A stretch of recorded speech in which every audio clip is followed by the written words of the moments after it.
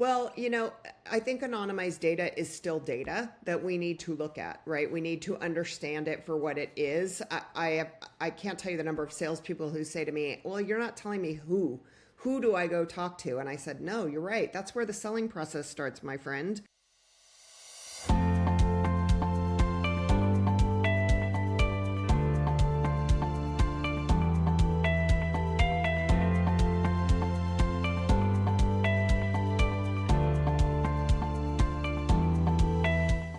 Welcome to Tomorrow's Best Practices Today. I'm so excited to be joined by Deb Wolf today.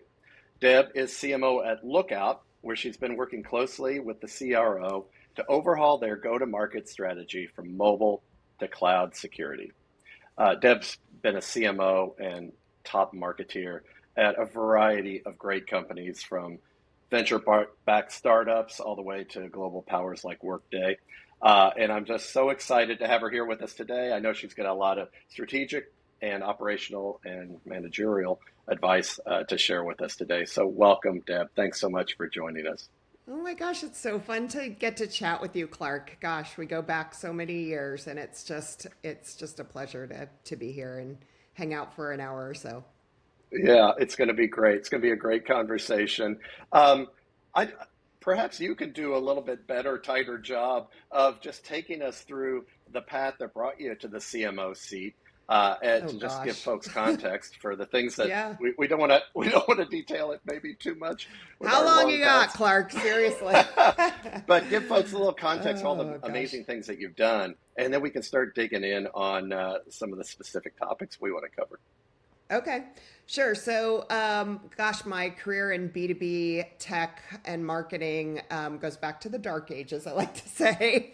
Definitely pre-internet, pre-everything, pre-mobile, everything we're dealing with today. I think while certainly the changes in tech over the last 35 years, which is about the time I've been doing this, have been enormous. The impact to sales and marketing and go-to-market, and nearly every aspect of that is, it's just, tech has just sort of shattered everything in the way we did it, that period of time ago when print and billboards were all the rage and people were tearing BRC cards out of magazines. There were magazines, right? I'm really dating myself. Magazines. I am. Oh my gosh. So I it's started like a printed internet. Yeah, exactly. Good way to put it. I started my career on the ad agency side. I did that for about 10 years. I took that experience in brand and advertising to client side, worked at companies like PeopleSoft and Mercury Interactive, where you and I met for the first time and got to work together way back in the day. And shout out to Mercury, because amazing amount of folks that have come out of that team. And then I landed at a little company that nobody knew at the time called Workday in 2006. My gosh, I can't believe it's almost 20 years ago now.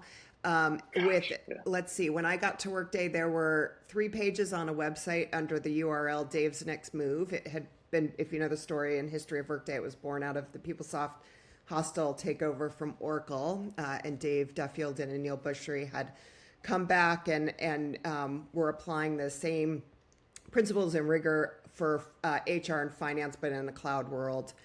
And very, very early on, no revenue at that time. I think I was employee 60, and I had 5 baby bird salespeople who were like, feed me, feed me. So very quickly overnight, at that time, probably 20 years of experience completely shifted to a demand-focused career. I've worked in leadership development, I've worked in security, I've worked in marketing, Martech, and but all early stage, and they struggle with the same kinds of things. They're not necessarily marketing or go-to-market challenges, although there are plenty of those. But it's getting really good and repeatable in all aspects of the business across all of the different operations, and really applying grit to everything you do. That's a great size company and stage to work for. Well, you're a master of it, Deb, and with a great, like you say, a knockwood and blemished track record. And there's one common thing of all of those companies. It's weird. I wonder what's been the same about all those companies. They've all had Deb Wolf running marketing. That's nice. You're often brought in, recruited actively for organizations that are going through a transition or a big growth spurt, right? I know that. And the market is crazy. Right? Let's talk outside in. So let's talk about the changes that you guys are going through, and all of us, all of the marketeers watching this are going through. Probably the biggest one externally right now, outside in, is this consumerization, further consumerization of B2B buying along that B2C spectrum.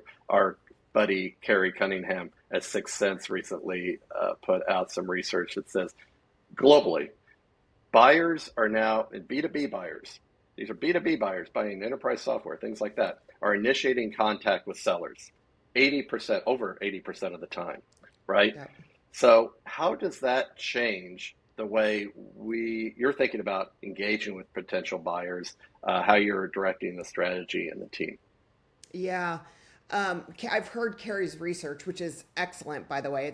You're referring to I think it's the 2024 B2B buyer experience. B2B research. Buyer experience. Yeah. Yes.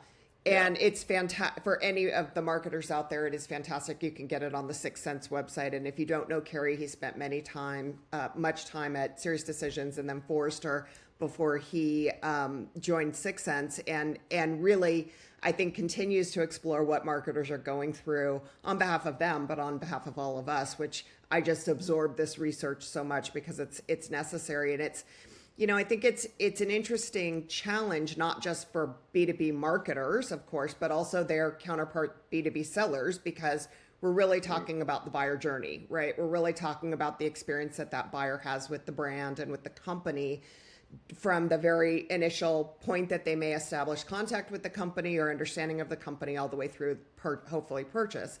And you're right, that stat sits with me like a pit in my stomach that the buyer is the one to initiate. And I think the biggest change that I've seen, and this research certainly validates it, is that we used to think that this was our selling process, right? Here's sales going in, and we're going to take the buyer through these things, or marketing's going to present them X number of pieces of collateral, gated, they're going to get the downloads, then we're going to take them through a demo. And it's very, it's this dance, right, that we have with the buyer.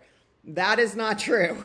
That unless you like dancing all over in many styles across the dance floor, right? It is the buyer's process. And when we talk about, meeting the buyer where we are, we have to recognize some of these new stats. I mean, some of the other stats that Kerry has said or has found in his research are that 70% of the buyers are 70% of the way through their purchase process when they even begin to engage with a human being, right? And so what are they doing during that period of time? Well, it's not that they're not engaging with your brand or that they're not getting educated on your subject matter or your solution or the problem that they're trying to solve, but they're doing that in a way that really keeps them in the dark, that keeps us in the dark, right? How do we know which of these buyers? And so certainly we've seen the shift to ABM.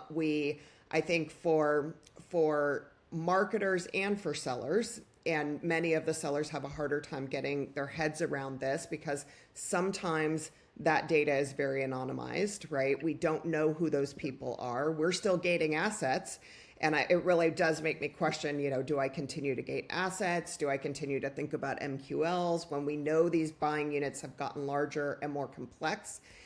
Or do we open that up so that we have a chance of educating them during this very anonymized sort of dark web period of time that they're spending in? And I think even harder, Clark, is, as I go in, and I told Kerry this the last time I heard his great research, which again, I truly endorse and believe in. Okay, what do I do now? We as marketers. That's what I was going to ask you. It's like, so what did you come up with? What do we do? Exactly.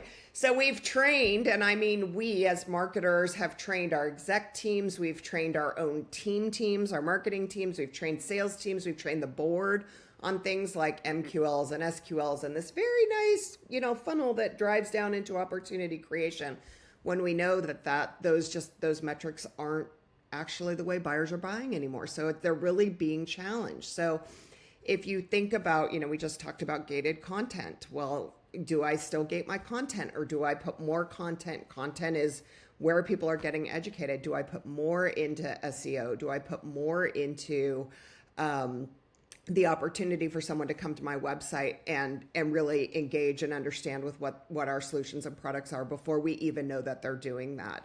Do I continue to have a BDR team that's outbounding to prospects when the research says that 80% of the time prospects will reach out to us when we're ready? That seems like we're banging our heads against the wall. So another fun thing that's happened in the last few years is with our teams, the transformation of our teams that are going through with this era of hybrid and remote work.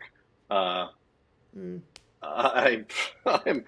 happy not to be like a straight operating executive in this environment, bless your heart, because I don't know how you hire well, how you train well, how you motivate, how you mentor, how you develop folks, particularly early in their career paths. How do you cope with this? I'm sure your team is scattered everywhere.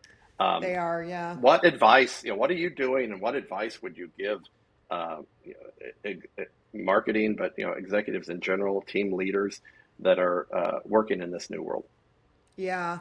Boy, we've introduced a lot of tools, right, that change the ability to have these my team is fully remote, and I've turned my Slack off for our conversation, certainly, but normally it's a regular stream of information and questions and all of those kinds of things. I mean, this is my second time as a CMO leading a team that's fully remote. But, now I have people on my team that have never been in an office, ever. Like they've come out of That's true. university. I talk about this new world, and they're like, what is this new world you speak of, Boomer? Right? It's like, this is the way the world is working. Exactly. Catch up. Exactly. Yes. And so, and while I am encouraged by teams going back into offices, meeting more frequently, to do planning and things like that, I don't think my remote world is going to change. Genie is not going back in the bottle, at least certainly not at Lookout. And so it's on me to, do the things I need to do to constantly stay in touch with as much of my team, which is roughly 50-ish people, as I can. And that requires skip levels, which I do with teams, quarterly for sure, sometimes monthly. Lots of team interactions and meetings, like all hands and things that you maybe would have done in the past quarterly, you do more frequently, monthly, those kinds of things. It also requires me to reach out to people or to sit in meetings that maybe I'm not needed, but it gives me a pulse on what's going on. Is the team working the way they are? Or, I can just watch faces in some cases when I'm not running that meeting or engaging in a operational way or a needed way. And I think those are things you just consciously have to adapt to and adopt. And if you don't like that, you should find a job where you can go into an office, because if you don't do that, I love hard on my teams. I take very seriously the ability to help people grow and advance their careers. And the hardest part of that for me with the earlier employees is to know when what I'm communicating is understood in the way I mean it to be understood, right? That grasping and that sort of rhythm back and forth of, I'm going to explain this to you. I can't, as you know, in career laddering and things, it becomes this, it's not just a checklist of I've done these things. It's I understand the impact of what I've done and how my decision, campaign, pick whatever your thing is, has had a bigger impact on something else, right? Or how I work collaboratively the synthesis with across, people. right? So another huge wave, obviously, that's sweeping through the planet, but B2B marketing certainly is artificial intelligence, AI's impact. Yeah, I mean, everywhere from the way that we're, the tools that we're using, am I going to lose my job to this? To my board, understanding what I'm doing, board asking what we're doing about it, whether it's in your offering, whether it's in your work to lead go to market. There's so much spaghetti being thrown at the wall.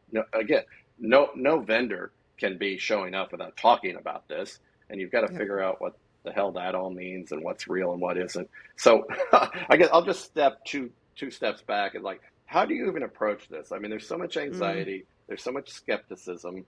There's so much potential. How are you thinking about AI, and how does it impact the decisions you're making, the way you're leading your team? I'll just start as big as that, and you Oh can gosh. pick your Well, adventure. I'll just say, like for me personally, 35 years into B2B tech, it is the thing that keeps me wanting to go another 35 years. I jest another 5, 10 years, right? It is, there is so much excitement around it. There are so many interesting things. We've had some early wins that make me want to dive in even more. You know, how we think about it, maybe how I think about it, and then how I think about it for marketing. I got super lucky about, I don't know, maybe 15 to 18 months ago when our CEO sent a company-wide memo saying, hey, you all need to be pushing AI forward. I don't care what you're doing, but like figure it out and use it in your everyday. And that was both this like freedom as well as this massive challenge. And the freedom part was like, great. Sounds like we can try some things that we haven't done before, bring some new technology in. Awesome. That's really cool. Everybody's doing it. We should be too, of course. The challenge is like, I didn't all of a sudden have an AI problem that I'm like, no one has an AI problem. What am I doing with it? Right? What do I, like, I'm Right. looking around going, okay, how do I even dive in? And I think I'm in a CMO network. That's the main sort of, you see these trends of people that are like went into the deep end of the pool. Some of us that like went in the middle end where we can hold on to the side, and some of us that are just have our feet in it on the, hanging over the edge. You can't not be doing it, but you really have to think about what is it that you're trying to achieve? What are you trying to do with AI? And so, but I did have some problems, right? I had some things that were not getting solved in my team and in the work that we were doing. One of those problems ended up being, we're a mobile and cloud security company. We talk to CIOs and CISOs every day. That's our main audience. It's a very technical sell. I have 24-year-old BDRs like everybody else does who are writing emails to those people. And sometimes they go like this. Those 24-year-olds do not have the context of what a Fortune 500 CIO or CISO is dealing with in their day-to-day. And so how do I elevate the conversation that a BDR is having with a prospect? That was a challenge. And that was a challenge I could apply AI to, and did apply AI to with a company called Embrace.ai. Some of our former Workday colleagues have built and are doing fantastic work with, both in the marketing side, but probably even more so in the customer success side, where companies are trying to field questions from customers at a rapid rate, and the learning and the volume of information for some organizations or the technicalities of some organizations are very high. And so, what we did with Embrace was to bring all of our content, both public and private facing content, I guess you would say, public facing and private content, in things like our RFPs and our battle cards and all our content on the web, into a repository, build the Embrace built an agent for us over that, natively in Slack, where my BDRs are every day, where they can ask a question. Generate me a short email to a CISO comparing Lookout to one of our competitors. And let me tell you, it massively increased both the learning for the BDRs and our salespeople who adopted it as well as our speed, our writing, our grammar, everything about it, right? So I think the important part about sort of AI adoption is actually figuring out what the problem is you're trying to solve, and then can you use AI to solve it, right? Is your incumbent solution? I have vendors in sales enablement. I have vendors in CMS and websites and things like that. Are they building it in natively, or do we have a yet another series of new technology to apply to our ever-growing stacks? Yeah, that just as you were talking, that was the lens that I was starting to think through, is that the freaking Martech stack, right? And Yeah. it's someone said the other day, it's like the mythological Hydra. You cut one out, and two more grow back. And then somebody's, the CFO and the board are like, I thought we were growing efficiently here. What the hell are you doing? Right. Right. Right. And so it's going to be interesting to see, like, that's that's the real. It seems to be the evolutionary stage that we're at. Is it going to be a new wave of vendors, or Right. is this stuff going to get? I think probably the second it's going to be absorbed into these major players, and it's like any emergent technology wave, right? Some of these folks have to figure out if are they a Hmm. company or are they a feature, right? And Yep. you want to as a customer of the technology, as a marketing team, you want to be able to, take advantage of that capability in the meantime. So I think it's going to be a real interesting set of Martech portfolio management as we go through this. In a world where we kind of like live and breathe data, how are you talking differently to your team? How are you talking differently to your board about the metrics you want to put in place, or how to tell how things are going in the Yeah. business and in the go-to-market part of the business? Yeah. Well, I think anonymized data is still data that we need to look at, right? We need to understand it for what it is. I can't tell you the number of salespeople who say to me, "Well, you're not telling me who. Who do I go talk to?" And I said, "No, you're right. That's where the selling process starts, my friend. Look at this account that has been to our website X number of times. Would you think they would be doing that if something wasn't going on?" Right? So there is a set of anonymized data that we have to look at. I think we have to chunk our data in ways that we can actually understand it. Then, of course, we still have our traditional data around what people are doing. But I think we can become a little bit more using that data, a little more predictive in what we need what we need what's the right way to think about it? The opportunity to do next. So I'll give you an example. We know when we were selling HR systems together that at some point a security person was going to get involved and go to the website. We Right. knew that the procurement team was probably going to get involved, even if it was an HR sale, right? Or the CIO was, the IT department was Yep. going to get involved. So there is data that tells us, look, we are talking to the HR team today, and we know these people are going to come before we get this deal done. Please do not kid yourself that you are not going to have to go through security review or go through procurement. So what are the things we can advance, and how do we get those people identified in the account sooner, and how do we get messages in front of them? Right? So let's use that to the extent that we can, still predict the next things that are going to happen. I mean, we know that deals don't get single threaded anymore. I don't think they ever really did, but they really don't now. And we can use that to really predict what needs to happen next. So that's how we're starting to think about, like, what are the kinds of things that we need to prepare for? What's the kind of messaging collateral that will really build a level of predictability into this selling cycle? Now, all of what I just said to you means marketing's involved from way before the salesperson or customer identifies themselves and way into the sales cycle. I always tell my teams, we do not leave our leads at the door. None of this throwing anything over the wall again and hoping sales does with it, right? We have to be Yeah. just as involved in that selling process. And I think that's probably one of the biggest shifts we've seen in the last, I don't know, since you and I've been doing this, definitely in our early time at Workday together, where it was not a sale or a marketing and selling process. It really became a full go-to-market extension and a full buyer journey. And so you need to be thinking about who those people are, what they want, what they need all the way through that. Yeah. Yeah. The leaders figured this out some time ago, and now it's just become, I think, the That's right. status quo.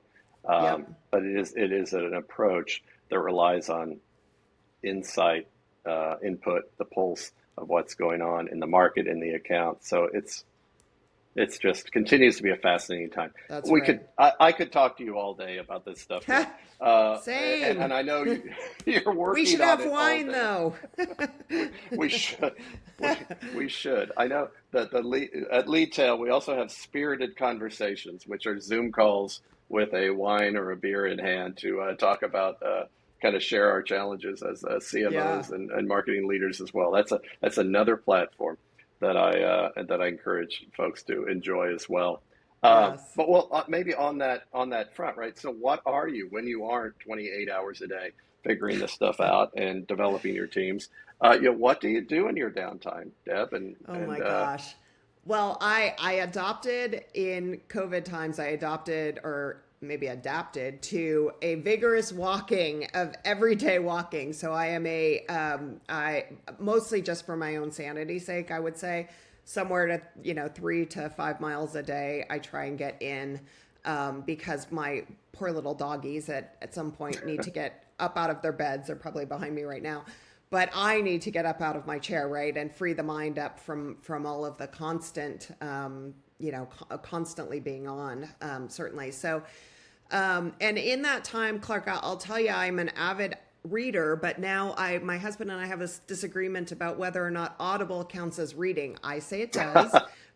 So I am, an avid reader, but much of that is done via Audible, and an avid podcast listener as well. And so, this one and others, and there's just so much good content out there. And sometimes I think, boy, you spend all your day in B2B tech and then you would go and read about B2B tech. What are you doing to yourself? Or listen to B2B tech. But, again, Yep. I think especially if you're working in early stage, being a student of these businesses that make it or break it, you just have to constantly be thinking about what went right for them, what were challenges, what are the commonalities, what are those patterns you see, and so I do a lot of that.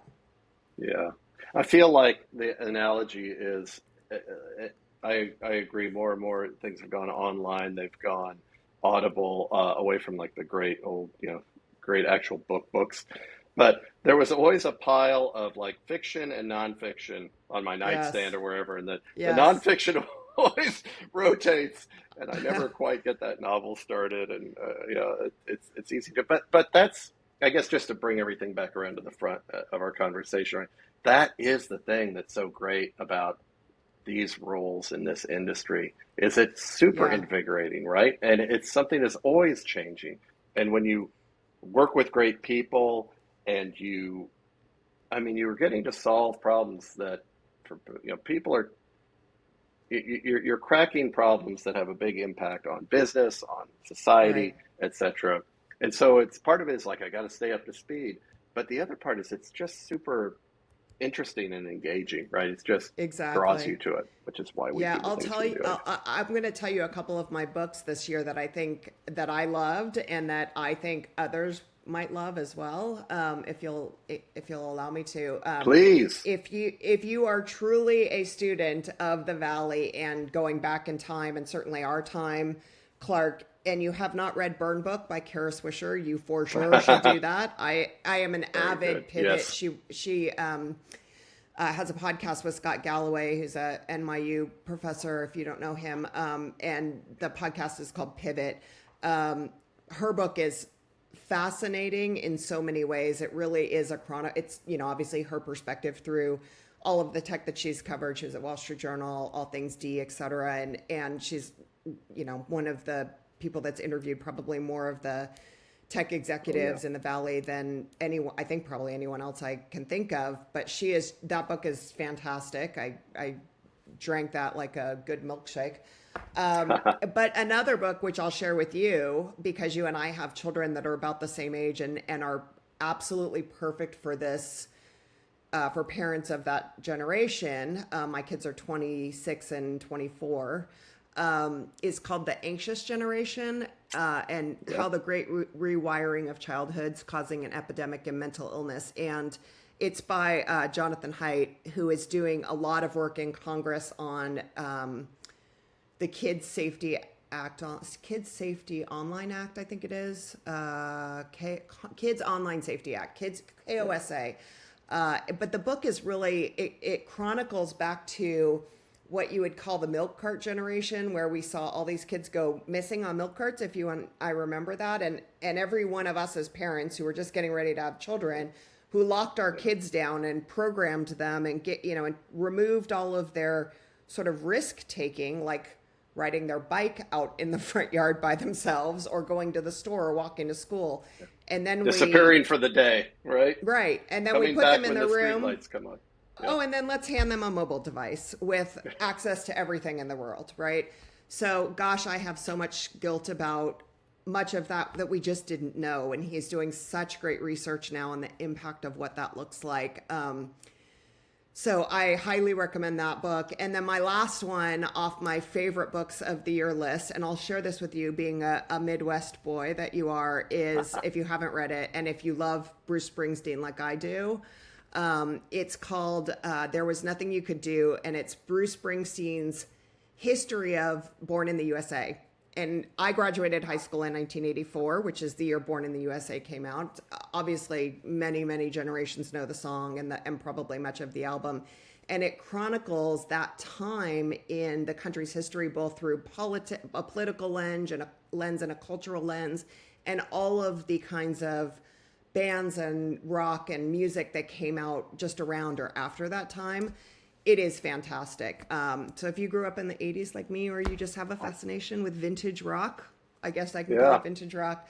I highly recommend that one too. So that was a non-business one. So, I mean, it is very, very, culture and political and business focused, but not tech focused. And so give us the name of that one again.